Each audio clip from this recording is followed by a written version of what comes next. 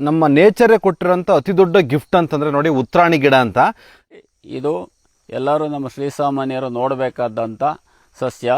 ಇದು ಉತ್ತರಾಣಿ ಗಿಡ ಅಂತೇಳಿ. ಕಿಡ್ನಿಯಲ್ಲಿ ಕಲ್ಲಿರೋ ಅಂಥದ್ದು ಸಹ ಚೂರು ಚೂರಾಗಿ ಈಚೆ ಬಂದ್ಬಿಡುತ್ತೆ.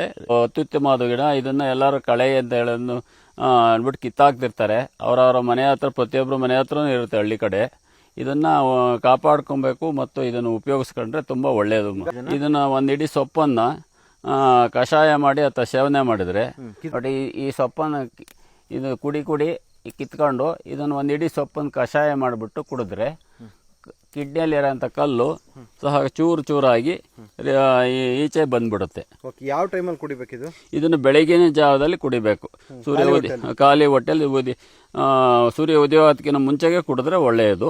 ಇದ್ರ ಕುಡಿ ಇದೆ ನೋಡಿ, ಈ ಕುಡಿನ ವಿಳೆದೆಲೆ ಮತ್ತು ಮೆಣಸು, ಬೆಳ್ಳುಳ್ಳಿ ಈ ಮೂರನ್ನು ಸಮಭಾಗದಲ್ಲಿ ತಗೊಂಡು ಇದನ್ನು ತಿಂದರೆ ಅಲ್ಲಿ ಶರೀರದಲ್ಲಿ ಕಾಲಲ್ಲೇ, ಕೈಯಲ್ಲೇ, ಅಲ್ಲಿ ಮುಳ್ಳಲ್ಲಿ ಅಥವಾ ಉಗುರು ಕಣ್ಣಲ್ಲಿ ಹೋಗು ಮುಳ್ಳು ಚುಚ್ಚಿಕಡೆ ತೆಗಿಯಕ್ಕೆ ಬರೋಕ್ಕಾಗಲ್ಲ ಅಂಥದ್ದನ್ನ ಇದನ್ನು ಒಂದೇ ದಿವಸದಲ್ಲಿ ಆಟೋಮೆಟಿಕ್ ಆಗಿ ಈಚೆ ಬಂದ್ಬಿಡುತ್ತೆ.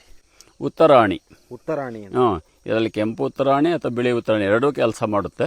ಯಾವುದೇ ಗಿಡಮೂಲಿಕೆಗಳು ಅಥವಾ ನಾವೇನು ತೋರಿಸ್ತಾ ಇದೀವೋ ಇದನ್ನ ಬಳಸೋದಕ್ಕಿಂತ ಮುಂಚೆ ತಜ್ಞ ವೈದ್ಯರ ಸಲಹೆಯನ್ನ ಪಡೆಯುವಂಥದ್ದು ಮ್ಯಾಂಡೇಟರಿ ಆಗಿರುತ್ತೆ. ದಯವಿಟ್ಟು ಇದನ್ನ ನೋಟ್ ಮಾಡ್ಕೊಳ್ಳಿ.